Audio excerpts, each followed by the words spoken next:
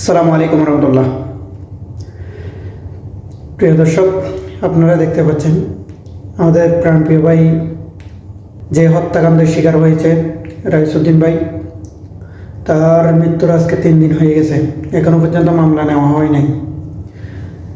তাহলে এটা কাদের বলে এত কিছু করতেছে?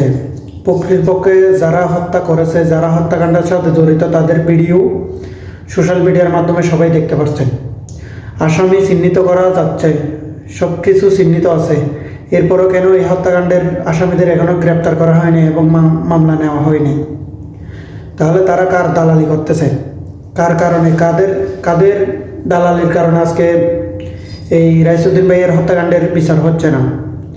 আমাদের আহলে সুন্নাত ওয়াল জামাতের সে একজন কর্মী ছিলেন। তাহলে বাংলাদেশে জুলাইয়ের বিপ্লব কেন হয়েছিল? বৈষম্য বিরোধী। তাহলে তো এখনও বৈষম্য রয়ে গেল।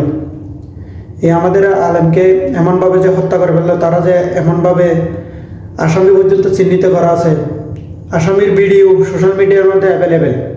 তাহলে তাদেরকে কেন এখনও মামলা নেওয়া হচ্ছে না? তাদের বিরুদ্ধে তাদেরকে কেন গ্রেপ্তার করা হচ্ছে না? এই বাংলা জমিনে তাদেরকে কেন বিচার হচ্ছে না তাদের? তাহলে যে পুলিশ ভাই তাকে পানি আবার নিয়ে ফেলছে।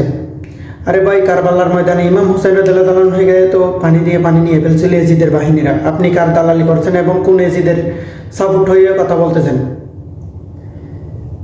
এটা তীব্র নিন্দা প্রতিবাদ জানাই এবং আমরা চাই সুস্থ তদন্তের মাধ্যমে এদের বিচার হোক বাংলার মাটিতে, বাংলার জমিনে।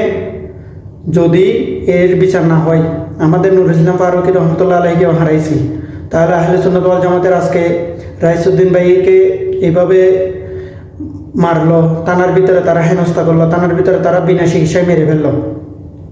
তাহলে এটা কোন দেশে বসবাস করি আমরা, কোন জাহিলিয়াতে? তাহলে এদের বিরুদ্ধে কি কোনো আইনি ব্যবস্থা নেওয়া হবে না? এই বাংলার মাটি থেকে এই বিচার হবে না? আমাদের আহলে সুন্নাত ওয়াল জামাতের বিভিন্ন শাখা পোশাকার মাধ্যমে যে আন্দোলন হচ্ছে, আন্দোলন আমরা চাই এই দূরপ্রবাস থেকে এই রাইসুদ্দিন ভাইয়ের সুতদন্তের মাধ্যমে এই বিচার চাই। যারা এই হত্যাকাণ্ড ঘটিয়েছে তাদের ফাঁসি চাই। এর বিচার ইনশাল্লাহ এই বাংলার মাটিতে হবে। আসসালামু আলাইকুম রহমতুল্লাহ।